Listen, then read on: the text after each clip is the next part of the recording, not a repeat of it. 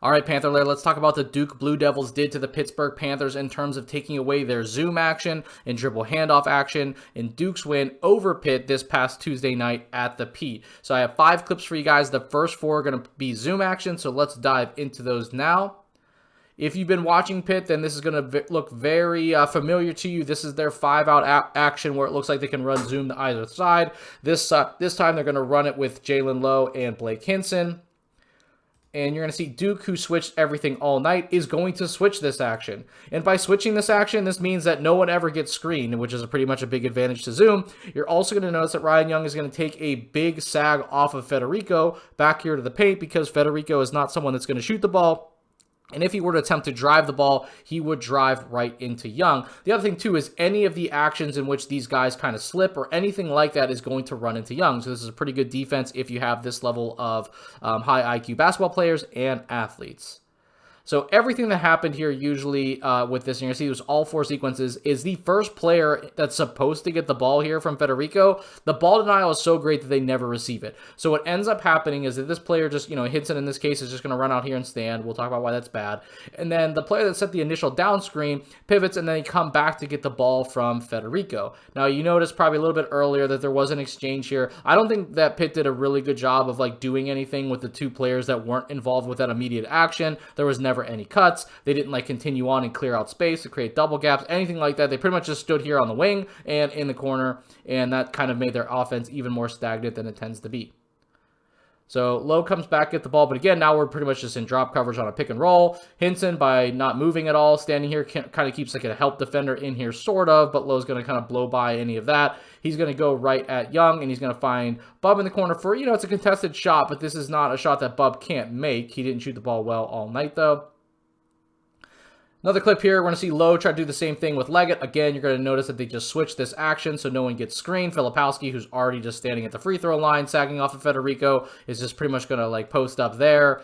Again, that prevents any type of cutting, any type of action here. It also kind of makes some of the passes inward here because Filipowski was off so early. So in this instant, a cut would probably have to be some type of lob. Filipowski is 7 foot. But again, I just don't advocate 2 guys standing here the whole time doing nothing.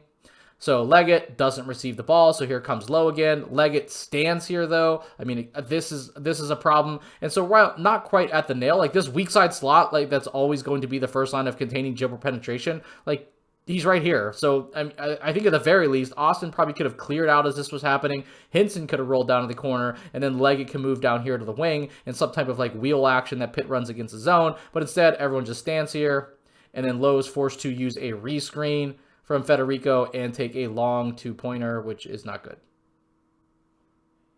Here you're going to see at the end of the first half and into the second half, Pitt tried to adjust this action by making it less recognizable by having kind of a ram screen run into zoom. So here what's going to happen is Jalen is going to fake getting this DHO, and then he is just going to set this kind of ram screen into Hinson defender to initiate the zoom. So in this instance, what they're trying to do is they're trying to force screening. And so you'll see Lowe is going to miss this DHO, and he is going to run right into that. But Duke is prepared. So Filipowski, again, way off Federico. They're still going to end up switching this action. Really hard to get Hinson the ball. Here comes Lowe again to receive the ball because that's what Pitt was forced to do. Doesn't receive the ball because, again, tons of ball pressure, ball denial. And Lowe cards a cut, but like we talked about, when you sag off this far, there's really nothing that's going to come of that. You have the smallest guy on the court for Pitt against the biggest guy on the court for Duke. Nothing's going to be there. And eventually Hinton gets the ball, and you see how hard it was for him to get a shot off on Tuesday night. Same thing here. Pitt is going to disguise what they're trying to do. So they're saying, okay, well, we don't want to show the zoom early. So Carrington's going to kind of ram into Hinson's defender here to try to free him.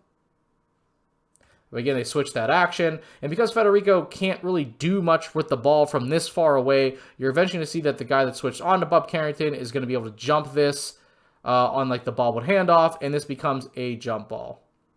So Blue Devils were able to do this to Pitt all night. Really successful in taking away their zoom action. Let's take a look here at this DHO possession that they try to run. So here, Jorge tries to get a screen, get a little dribble handoff to Bub Carrington at some point. That doesn't work. Ball denial on Hinson. He didn't get anything. And then ultimately, Leggett has to settle for a 30-footer. So overall, Duke just did a really good job of ball denial and coming in prepared, recognizing what Pitt tried to do pretty much on every other possession, and their ability to switch things because they had smart players and they had athletes took most of what Pitt tried to do away. I think what Pitt should have tried to do is they have to have more movement for the players not engaged in the initial action, because if that didn't work out, which it did not work out a lot, then they seemingly had nothing except for like a high ball screen, and you're only going to get so much out of that against a really good team like Duke. So hopefully this is something they adjust to, but not every team is going to be able to do this, thankfully. If you're a Panthers fan, not every team's going to do it. I mean, they may try, but this type of action, this amount of switching, this amount of ball denial, we haven't seen that all year, and it's definitely a tactic that could have worked on this in the past. So it'll be interesting to see which teams adopt this, because I'm sure they'll try again, like I said, and we'll see what Pitt tries to counter with in the future.